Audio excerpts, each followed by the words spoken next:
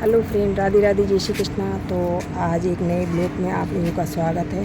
तो फ्रेंड, आज हम 15 अगस्त है। 15 अगस्त की सबसे पहले तो हार्दिक शुभकामनाएं सभी को, और जन्माष्टमी की भी हार्दिक शुभकामनाएं। कल शनिवार है, 16 अगस्त है। 16 अगस्त की जन्माष्टमी है। तो सभी को बहुत बहुत हार्दिक शुभकामनाएँ हैं। आप लोगों को बहुत बहुत मुबारक हो जन्माष्टमी की। भगवान श्री कृष्ण सबका भला करे, सबका कल्याण करे, यही कामना करती हूँ। सबको आशीर्वाद दे, सबके घर में उन्नति हो, बरकत हो। तो फ्रेंड, आज मतलब वैसे मेरा ब्लॉग बनाने का मन नहीं था आज, लेकिन ऐसा कुछ कुछ ऐसी वीडियो मैंने देखी है कि हमने सोचा कि चलो ये चीज़ें कुछ हैं जो गलत हो रही हैं। तो हमने सोचा क्यों ना चलो हम अपने बहन भाई, जो भी मेरी बहनें वीडियो बनाती हैं, तो वो गलत तरीका है वीडियो बनाने का।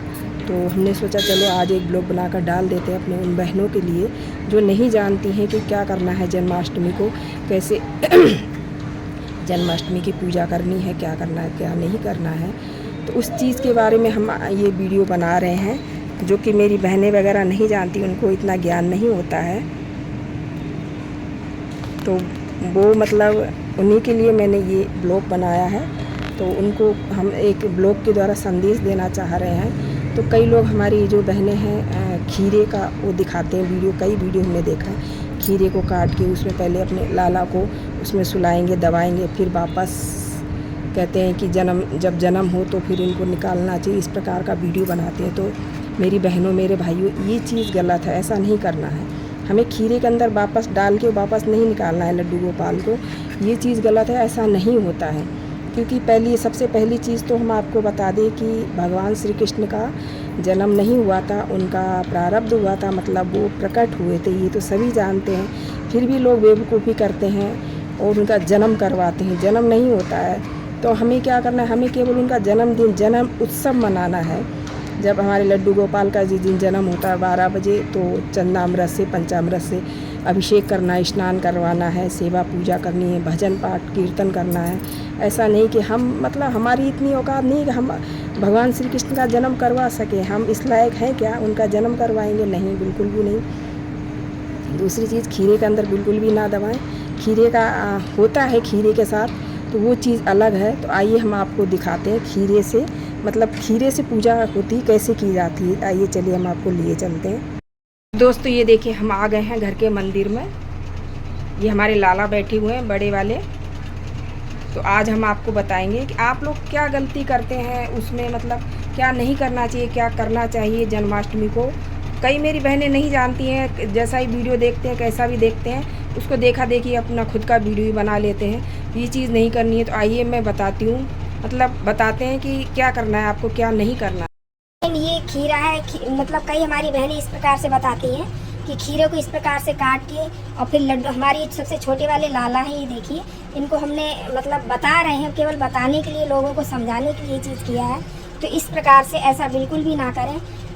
कई वीडियो हमने देखे, इस प्रकार से ऐसे करके बनाते हैं और उनको काट के खीरे के अंदर दबा के दिखाते हैं कि ऐसे करके लाला का जन्म करवाना है।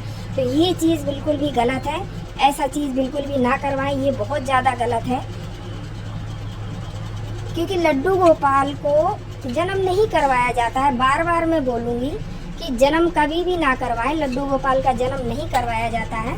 लड्डू गोपाल तो प्रकट हुए थे, वो जन्म नहीं होता है उनका, वो प्रकट हुए। तो हम लोग उनका जन्म कैसे करवा सकते हैं?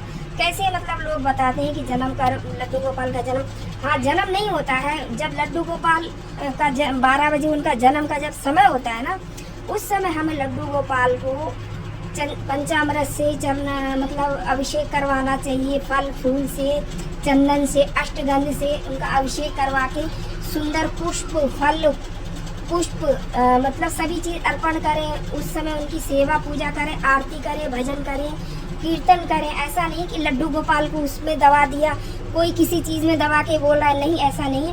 हाँ, एक चीज़ है कि जैसे कि लड्डू गोपाल को हमने झूले में बिठा दिया, जैसे हमारा झूला है, ठीक है, तो झूले में हमने लड्डू गोपाल को बिठा दिया और उसके ऊपर हमने वस्त्र, ऐसे कपड़ा उतार के बिठाना है। वस्त्र को उतार के झूले में बिठा करके और वस्त्र को ढक देना है, ठीक है।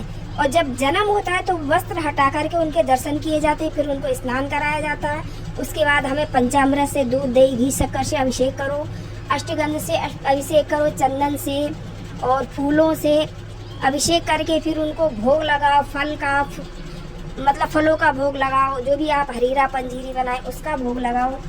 और क्या बोलते हैं, मैं तो देखो हरीरा ही बनाती हूँ, पंजीरी, सिवैयाँ, खीर और ये मतलब रायता है, पुलाव है, पूड़ी है, मतलब कई चीज़ें हैं जो हम बनाते हैं और आप लोगों को दिखाएंगे भी कि हमने जन्माष्टमी को क्या क्या बनाते हैं। तो वो चीज़ें हम आपको उसका वीडियो ज़रूर डालेंगे। तो ये चीज़ गलत है मेरी बहनों भाइयों सभी को मैं बताना चाहूँगी, क्योंकि हमने वीडियो देखे हैं इस प्रकार से, तो हमें ये चीज़ गलत लगी और मतलब दुख होता है इस चीज़ का कि लोग अनजाने में मतलब इस प्रकार से मतलब हरकत करते हैं कि लड्डू गोपाल को ऐसा कराना चाहिए, जन्माष्टमी को वैसा। हाँ, खीरा जो होता है, जैसे कि खीरा प्रसाद में जन्माष्टमी वाले दिन पूजा होती है खीरे की, मैं मानती हूँ होती है खीरे की, ठीक है, लेकिन वो खीरा साबुत खीरा लाते हैं डंठल वाला, क्योंकि यहाँ शहर में वो खीरा नहीं मिलता है, डंठल वाला खीरा नहीं मिलता है शहर में, लेकिन गांव में डंठल वाला खीरा मिल जाता है। तो वो डंठल जो होता है, जब जन्म होता है तो डंठल जो सिक्के से, चांदी का सिक्का हो या वैसा सिंपल, उससे डंठल जो है काट दिया जाता है, मतलब उसको नाल काटना बोलते हैं, जैसे कि बच्चे की नाल काटते हैं ना बच्चा पैदा, वो काट दिया जाता है।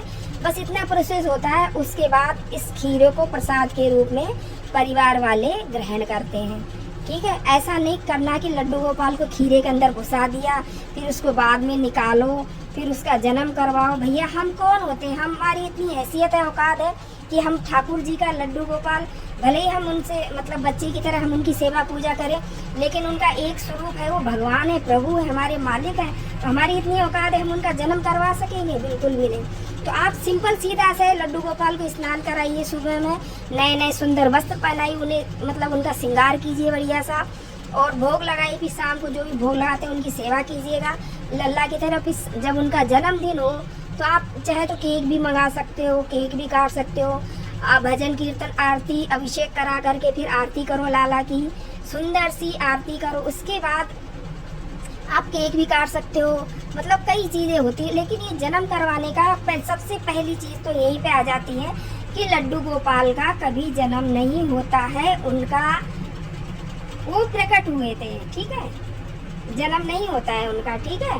तो अगर मेरी जानकारी सही लगी तो कमेंट करके बताना सभी लोग। अगर मुझसे कोई गलती हो गई हो उसके लिए हम क्षमा चाहते हैं, तो हमें क्षमा भी कर देना उसके लिए सभी लोग। और जो भी मेरे मन में था, जो हम जानते हैं, जो भी हमें जानकारी है वो हमने आप लोगों के साथ शेयर की है। तो ऐसा बिल्कुल भी ना करें कि लड्डू गोपाल को खीरे में दबा कर उनका जन्म करवाते हैं, सिक्के से काटो, ये करो वो करो, ये चीज़ बिल्कुल भी ना करें। राधे राधे सभी को, जय श्री कृष्णा। जन्माष्टमी की हार्दिक शुभकामनाएं। हमारे ठाकुर जी सबका भला करे, सबका कल्याण करे। राधे राधे।